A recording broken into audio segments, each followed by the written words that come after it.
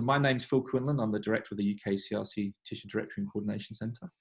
And I'm first going to give you an introduction to what we've been doing and some of the aspects around data that we've been looking at. And then I'm going to pass over to Archie to talk about Generation Scotland and the fantastic work they've been doing there. So next slide, please. So many of you will probably know about the UKCRC Tissue Directory and Coordination Centre, hopefully you will. And really this has come about from the funders' vision back in 2011 and really trying to make sure that we make biobanks, cohorts, data samples discoverable so people can find out where they are and where they exist, and trying to make sure that they link to data. And that's where the phrase in the text that we often cite is to maximize the value. So how do we make sure when samples are collected, they're linked into data sets as much as possible? Next slide, please. And this is our famous map of where all the cities in the UK that we have biobanks registered. And so this is a webinar series that we are doing with HDR Scotland. So it's great to see some of the main hubs across Scotland represented in our drop, or our kind of flag points in the map. And in total, we now have about just over 200 biobank sample resources registered. And as you all probably know, being a research tissue bank also means you must register as a condition of favourable ethical opinion. And we've been working with Biba Marai Eric in our role as the national node there to try and make sure whatever we do here is applicable across the EU and wider. Next slide, please. So why data when we've been set up as a biobank? And some of the work undertaken by Emma Lawrence, which will be published very soon, did a survey of around 240 researchers to try and understand this. So when we asked them, why did you use the current source of samples? A significant proportion of them there were using the current source of samples because of the clinical data, what was there. And when we asked them about what would be your motivation for your next source of samples, it was because of the data. And one of the biggest blocks in accessing and using human samples in research was also because of the lack of clinical data. So you can just see how fundamental data is in relation to biobanking. So we've got to always think about the step beyond just the sample collection and thinking about the data sets that are also available. Next slide, please. And one of the things we have been doing there is developing a new search tool, which we call Atlas. And this allows you to search across thousands of data points. And Generation Scotland, one of the first to sign up to that and really helped us develop and grow that system. So it's been really fantastic to have such a rich data resource such as Generation Scotland on there to help drive this. And we've got this available. It's freely accessible. So on the next slide, we kind of cover some of the rules here. So you do need an account to log on, but it's completely free. So it's just so that we know who's on there and have some level of control. There's no distinguishing between academics or industry. It's available to everybody. And it is about how do we make data sets discoverable, not to undertake research on the platform, but to make sure you can at least find out if the data sets and the cohorts are there for you. Permission to actually use it for research always has to come from the biobanks and cohorts themselves. Next slide, please. So in very quick summary of the tissue directory before I hand over to Archie. So we've got just over 200 registered. On there, you can search by disease, gender, age, and the samples available. On Atlas now, you can search on thousands of variables across some of the leading cohorts. So Generation Scotland is one. We also have it with a collection from Bioresource, ALSPAC, and a HDR Breathe hub. Access is for discovery is free, and you can go on there and do all the search that you want to do, and really understand if you can use the samples and data sets that are in there to further your research. And as we always like to do, just referencing then from Use My Data, why we're doing this. So there is a responsibility there, obviously, if people are collecting samples and data sets, to make sure they are used and can be utilized for research much further than just the local need. And that's something I think Archie is going to pick up on. So we will have questions. We'll come on to questions at the end. And we're also going to run a poll. To do a little practice now before I hand over to Archie, can we run the first poll, please, just to make sure it all works before we do the other questions?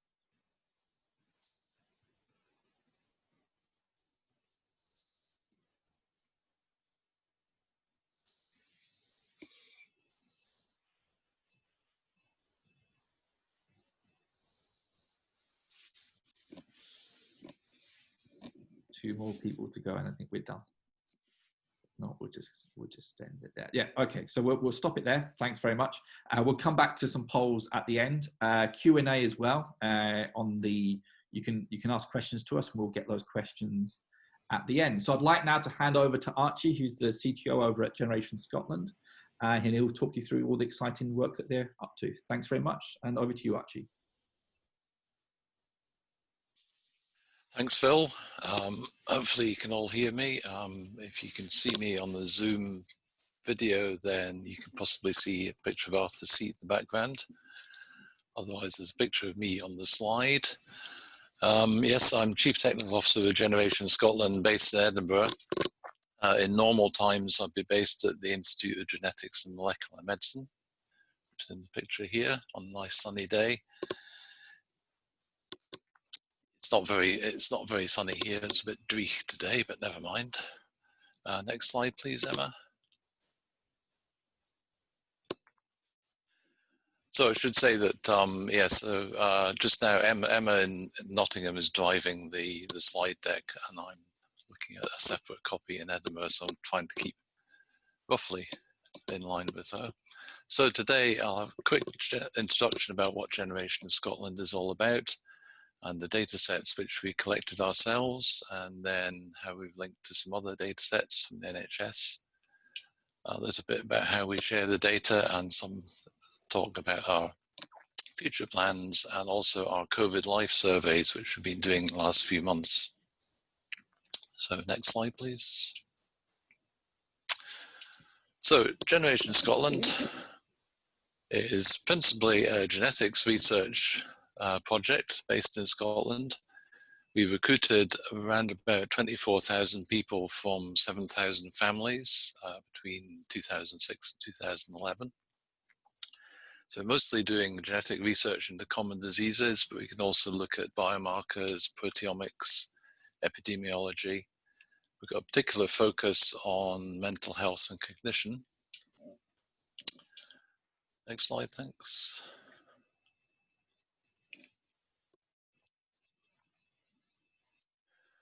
So the people we recruited, we got them to fill in a questionnaire about their lifestyle, family history, etc. Then they came for a clinical visit where we did all sorts of physical measurements that you might normally expect: height, weight, blood pressure. We also did ECGs. We got them to fill in some cognitive tests, and we took samples in order to extract DNA, and also collected serum, a few plasma samples, not very many, urine samples. We also got consent to recontact them, to recruit them to other studies in the future, and we got consent for linkage to their health records. I should also mention that we have research tissue bank ethics to cover most of the things we do. Next slide, please. So in order to link to the medical records within Scotland, we use this thing called the CHI Community Health Index. And this enables us to turn the family health study into a longitudinal study, in that we can follow people's medical history potentially for the rest of their lives. The CHI number is made up from somebody's date of birth. It's the first 6 digits. Then there's a random 3-digit number which is assigned as they're given out, and then the final digit is either odd or even according to whether male or female. Every interaction with the NHS in Scotland is indexed by this CHI number. One of the problems of using it is the NHS guard it quite jealously. And also because it contains somebody's date of birth, it definitely counts as personal data. So we need to be particularly careful about sharing it anywhere. In fact, we're not even allowed to see the CHI number. We have to have an encoded linkage to it. In order to get access to any of this NHS data, we have to make applications to the PBPP, which is the Public Benefit and Privacy Panel. It used to be that every single project where we wanted to do linkage, we'd have to apply individually for that project. But last year we managed to get program level access agreed with the PBPP. which means that they have delegated the governance of these linked records to Generation Scotland. So on an annual basis in the future, they will give us an update on the linkage records, and then we can then make the data from that available to approved researchers. Next slide, please. So the data, NHS Scotland is split into 14 area health boards. They're semi-autonomous. They don't always cooperate with each other particularly well. Some of the data within the NHS is collected on a national basis, but some is just held at board level. Generation Scotland was mostly recruited within the Tayside and Glasgow areas, then later in the Grampian area around about Aberdeen. Not so much in Lothian around Edinburgh. We didn't have a recruitment centre here. We have some people from elsewhere in Scotland because of it being a family health study. We got families to recruit other members from other areas, and they had to go to clinic in either Glasgow or Dundee or Aberdeen in order to take part. Next slide, please.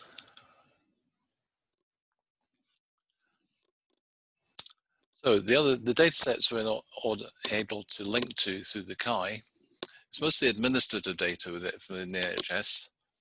The Scottish Morbidity Register is the main thing, where we have outpatient attendance, people admitted to hospital in SMR1, maternity database, mental health, psychiatric admissions, the cancer registry, and the birth records for the babies. SMR2 is about the mothers, SMR11 is about the babies. We also have prescriptions, the Prescription Information System, PIS. General Register Office of Scotland gives us the mortality data from the death certificates, the cause of death.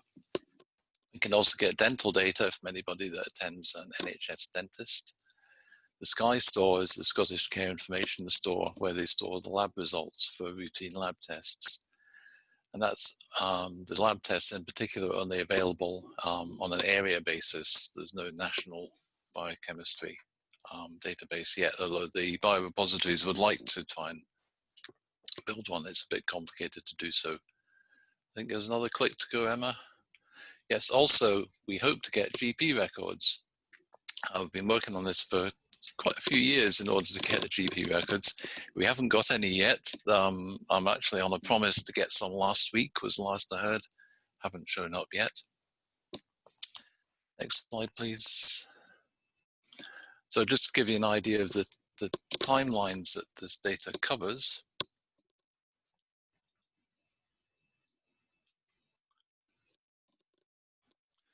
So in most cases, it goes back at least 20 years. In some cases, it goes back as much as 40 years.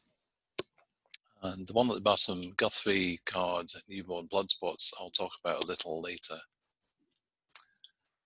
Next slide, thanks.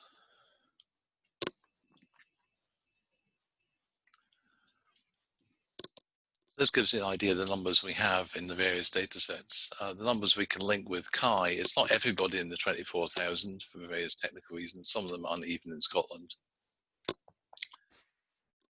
Most of them are. The outpatients data doesn't tell us very much because it doesn't actually have any coded information about what happened at an outpatient appointment. SMR1, the hospital inpatients, that's probably the most useful thing we have. Every admission to hospital has coded up to 6 different conditions using ICD-10 codes. We have data currently up to May last year. SMR2, the maternity, is really good for information about maternity conditions. The SMR6 is the cancer registry. There's roughly about 3,000 cancer cases within our cohort, and it's useful in order to take part in cancer studies, but it's also useful for cancer studies in that we can provide controls who are known not to be suffering from cancers. Not very many in SMR4, which is the mental health admissions. About 1,100 have died since taking part in the study. Prescribing data, again, nearly everybody, we have information on the prescriptions. There's something like about 3 million records that we have for 20-odd thousand people. Lots of information. It can be quite hard to interpret because although we know that people were prescribed these drugs, in fact, the information we have is from the dispensing information rather than prescribing information. So we know they were prescribed the drugs and they picked them up from the chemist, but we don't actually know necessarily why they were given the drug. Dental data, most people in Scotland use an NHS dentist. Lab tests, which we have on an area basis, again, very useful. We get lots of information about people having routine blood tests and other tests. The only problem that is that we don't, most of these tests were commissioned by GPs, but we don't actually know why the GP asked for somebody to have their cholesterol tested, but we know what the level of cholesterol was over a long time period. And again, as I said, the GP data, we don't have it yet, but any day now it will turn up. Once it does turn up, it may explain some of the things like why somebody was sent to the outpatients department and what the result was after they'd been. We'll find out why a GP asked for a lab test to be carried out, and we may find out why particular drugs were prescribed to the patients. So the GP data is the final key in the jigsaw to put all this together. Next slide, please. So on the last slide, it said the number to have GWAS, which is a G-wide association test, where they look at up to 1 million variants in the SNP and try and find the association with a particular trait. One thing we were able to do with the lab test data was to take results for a typical lab test. ALP, alkaline phosphatase, is something that looked to check for liver disease. We could use the SMR2 maternity data to exclude pregnant women who have abnormal levels of ALP anyway, and then do an association between levels of ALP and the genetics to see which variants are associated with it. This chart is called a Manhattan plot. Each color-coded bit is a chromosome across the entirety of DNA. Where there's a peak above the red line is the line where it's held to be significant. We didn't find any unexpected peaks, but what this was able to show was that just by looking at the routine lab test data, we're able to get the same sort of results that you would get by actually running a study specifically looking at ALP, where you'd have to go out and actually get the blood samples and then test them yourself. So we could just use the routine lab data and get the same sort of results. And be able to replicate this across something like 40 or 50 different lab tests so far. Next slide, please. So in the hospital admissions, these are the sort of commonest things that people are being admitted to hospital for. I split them by color according to whether they were before or after they were recruited into GS, and you can see that things like, say, cataracts, which are things that happen to people in older age generally, most of these have been happening in the last 10 years or so, or something like asthma, which is typically recorded in younger people. Most of the asthma admissions have been before being recruitment to GS. Cholelithiasis is gallstones, if anyone's wondering. Next slide, please. So by adding these bits of data together, we're all able to find out more than if we had a single bits of data. One of the things we often want to know is who in the cohort has diabetes. And the answer is, well, it depends how you actually define who has diabetes. When I prepared the data for this slide, which is some time ago, we reckon we had 1,771 people who probably had diabetes. Within the Scottish Care Information data store, there's a database called SkyDC, where everybody that's registered with the GP registers them as having diabetes in this data set. Through the prescribing data, we can look and see if they're being prescribed metformin or insulin or something like that. HbA1c is a lab test, which is the main determinant as to whether actually somebody has diabetes. If your result comes back above 5 units, then you do. If it's below 5 units, then you don't. We have self-report data, and that when people are recruited, we ask them, do you have diabetes? Obviously, this data is now up to 14 years out of date.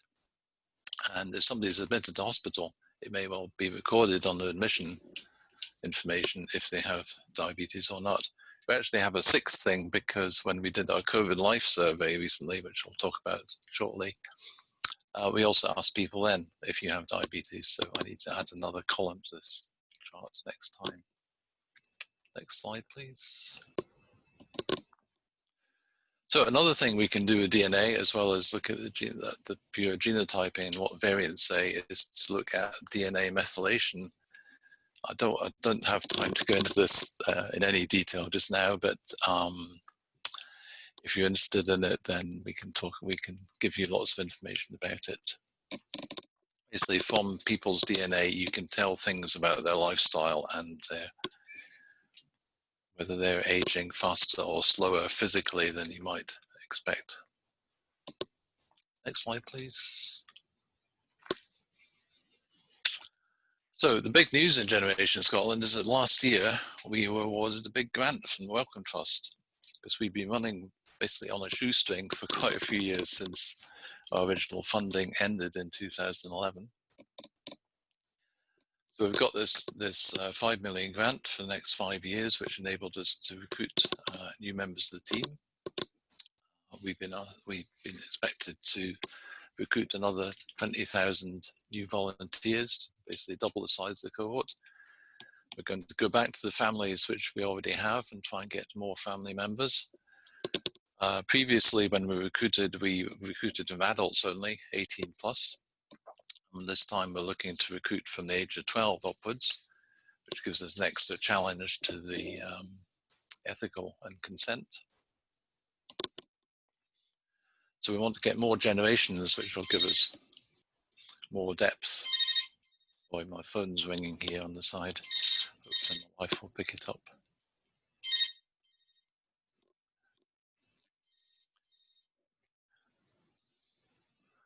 So the new recruitment, we're wanting to do it all by remote data capture through online questionnaires and sample collection without a visit. So we're going to get the DNA from saliva samples collected by post. We may also try and collect some blood samples via post. We're looking at the mechanisms for doing this just now. Also, as part of the Next Generation Scotland project, we wanted to look at the Guthrie cards, the neonatal blood spots. And currently there's a feasibility study taking place in Glasgow to see what is actually in the Guthrie card store. Guthrie cards have been collected within Scotland since 1965, and they're used to look at a number of inherited genetic disorders in newborn babies. Having looked at these blood spots at birth, they're then kept in the store and they've never been used since. There's been a moratorium on the use of them for research purposes. Hoping this moratorium will be lifted. Before it's lifted, we need to do the feasibility studies to see if we can actually figure out if we are allowed to do research with them. Then we'll be able to look at compare the methylation in later life with the methylation at birth, and this will give us a lot of information about people's health. Next slide, please. So having collected all this data, we then want to be able to share it with researchers. Our main mechanism for doing this, we have an online application form, which if people go to our website, generationscotland.org, they find information about it. The main way that researchers find out about our data is by seeing the publications which arise from the work we've done already. We've got something in the order of about 300 papers using Generation Scotland data so far, many of which are in collaboration with other consortia, not just us. We're also one of the first people to join up with Dementia Platforms UK, DP UK. We're using the model of getting all the data from different cohorts together in a single safe haven in the Sale Data Bank in Swansea, using the UKCRC UK Secure e-Research platform. And we're also taking part in the closer collaboration, which is a consortia of various longitudinal studies, one from London, which is just collections of metadata about the studies, where people can see what data has been collected in various cohorts, what the various numbers are, and see what's available that way. And as Phil mentioned in his introduction, and before I get that, I should actually mention BC Platforms first, because we also joined with the BC Platforms and their BC Link several years ago now. And this, instead of taking all the data together in one place in the safe haven, uses the federated data query model, where the data stays in our data set under our control, and queries about how many people, how many cases of various things we have are sent to each data set, and then the results, the summary data, is returned. And this is the model which has been adapted by the Atlas system, funded by HDI UK. And there's other people on this webinar who are better qualified than me to tell you any more details about that if there are questions about that. So next slide, please. So I'm sorry if this has been a bit of a rush thing, but there's a lot of things to say about Generation Scotland, and I've just tried to cover a few of them, not in any great depth. But since coronavirus came along and we're all sent to work at home, the work we were doing on our Next Generation Scotland thing had to be put on hold, because basically we couldn't really carry on with our recruitment plans during lockdown. Instead, we decided to ask the people in Generation Scotland how they were handling the COVID life. And then, having thought, well, if we just ask the people in Generation Scotland, well, we wouldn't actually know how that compares to everybody else, but we could actually ask the same questions of everybody else. So we opened up the study, the COVID Life Survey study, to everyone in the UK. Because of the way we were publicising it, it's mostly been Scots that have answered it. Replies we've got, about 2/3 female rather than male, mostly people in middle age, late middle age, mostly people from the more affluent end of society. So IMD, the Scottish Index of Multiple Deprivation, splits Scotland up into data zones, which are then ranked according to their various indexes or modes of deprivation. It's very like the Townsend index used in Scotland, in England, sorry. A few weeks ago, we were able to put our first summary data report on about the first 15,000 responses. We closed the survey about a week ago, and by which time we had about 18,000 responses, about 5,000 of those for people from Generation Scotland, and we're able to link their survey responses to everything else we know about them. And we're now doing research, particularly in collaboration with Allspac, Children in the 90s in Bristol.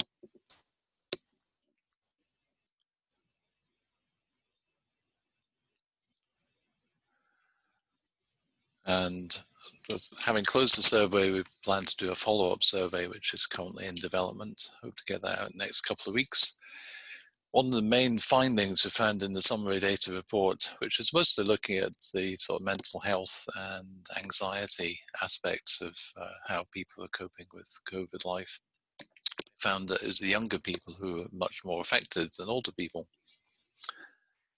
And we'd already planned to do a teen version of the survey. COVID life survey was for adults aged 18 plus. So within Scotland, we're doing a survey of 12 to 17-year-olds in collaboration with Shine, which is a project looking at mental health run through schools. So far, we've had about over 2,000 responses to that. And we're going to run that till the end of term in Scotland. School terms in Scotland end at the end of June. And then we want to do a follow-up survey in August when they come back. Again, so they come back to school earlier in Scotland than the rest of the UK.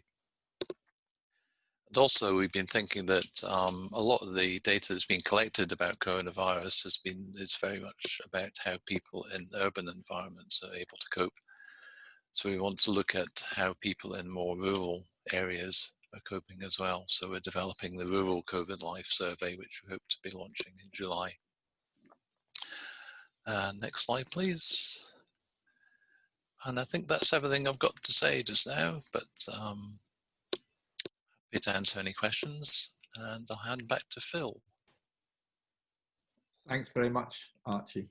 It's really nice to see how rich and the data sets is that you have there, and how you're also trying to make them open and discoverable, which is exactly what we think is needed. So what we will do is go to the polls, but just to remind everybody to add the questions in the Q&A. So you should see a Q&A button that you can ask questions. Archie, can I just ask around the patient engagement or the participant engagement that you do there? So obviously you have it's a long-term study that you're involved in.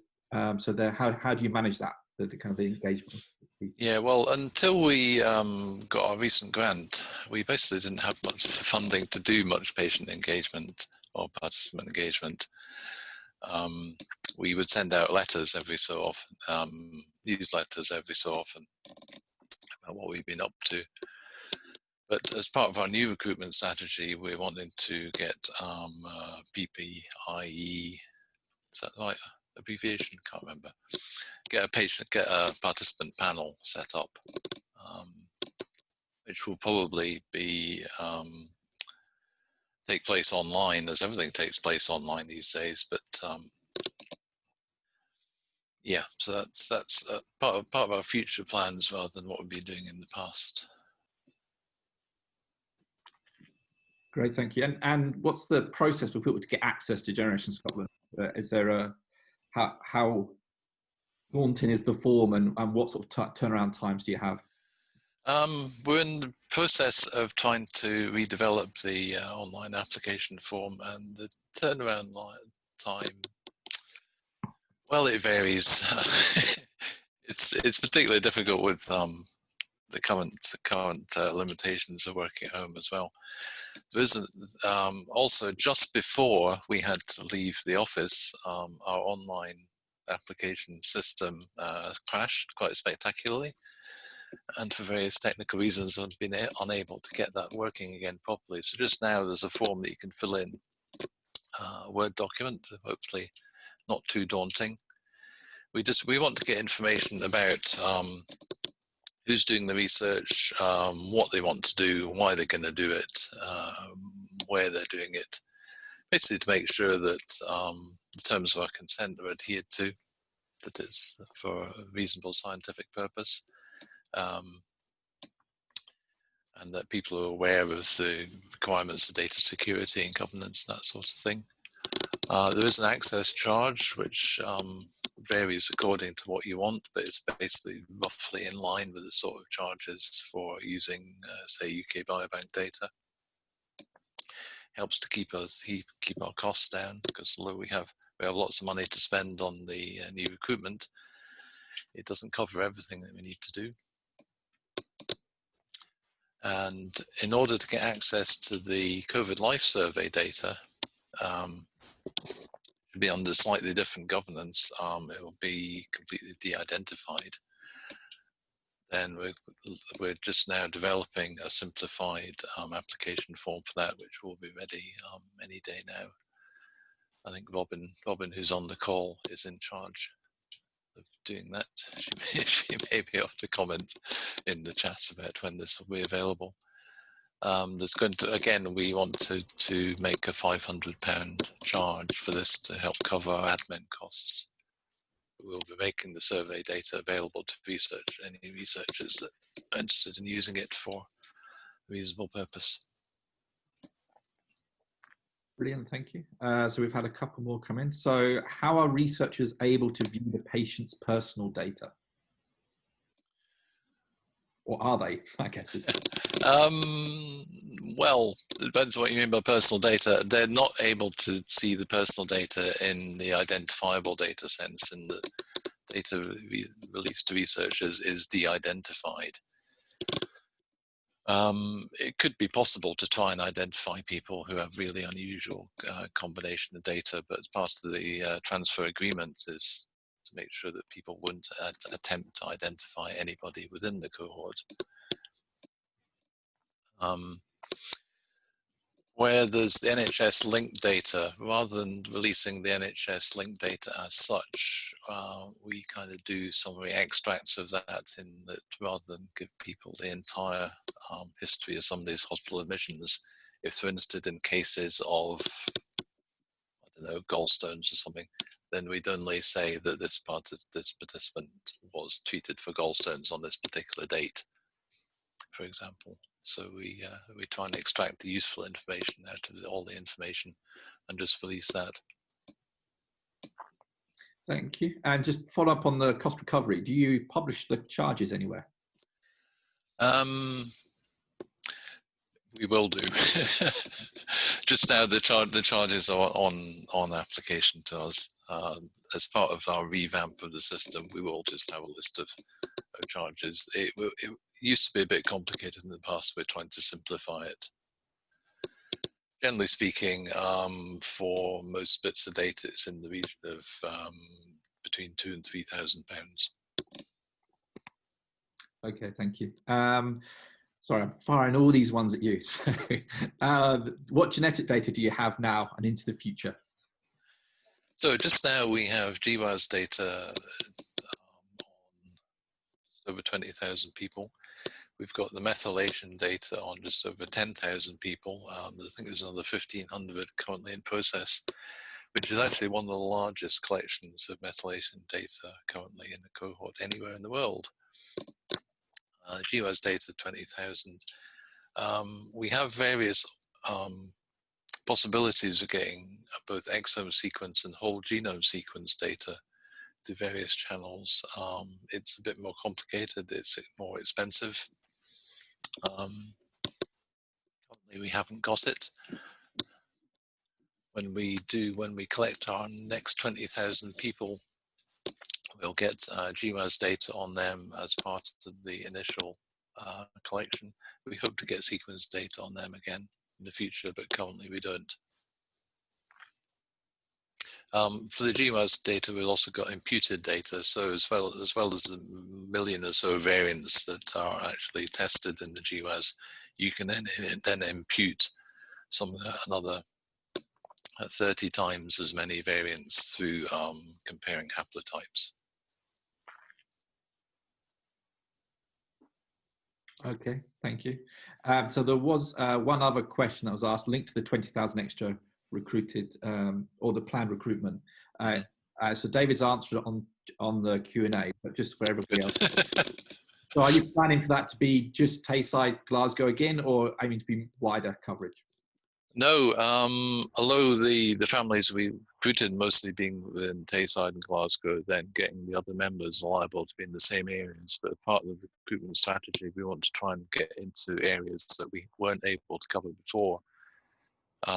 Cover the more remote parts of Scotland, because as long as they've got a reasonable internet connection and the postie calls, then we should be able to get in touch with them as well. So we do want to try and have a more geographic spread for Scotland. We also, the COVID Life survey showed that we were it was largely the more affluent people that did that. That's true of the Generation Scotland in general, is that the people that have the time to take part in these things tend to be from the more affluent end of society. We would like to get to recruit people right across the whole range of socioeconomic status. Can be hard to get into some of these different communities.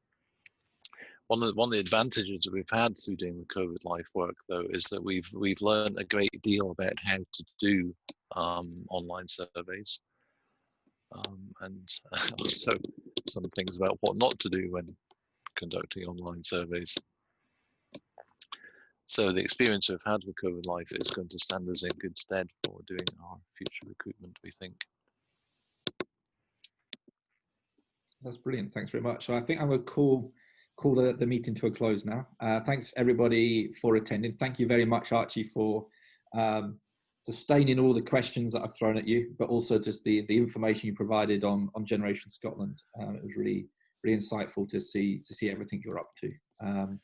Thank you everybody for attending. And remember, we've got another one next Monday as well. So this is a series that we're going out. So you can register in the same way you registered for this one. Thank you for attending. It was recorded. We'll also send this round to everybody if you want to play it back. Thank you very much and talk to you all soon. Thank you. Bye-bye.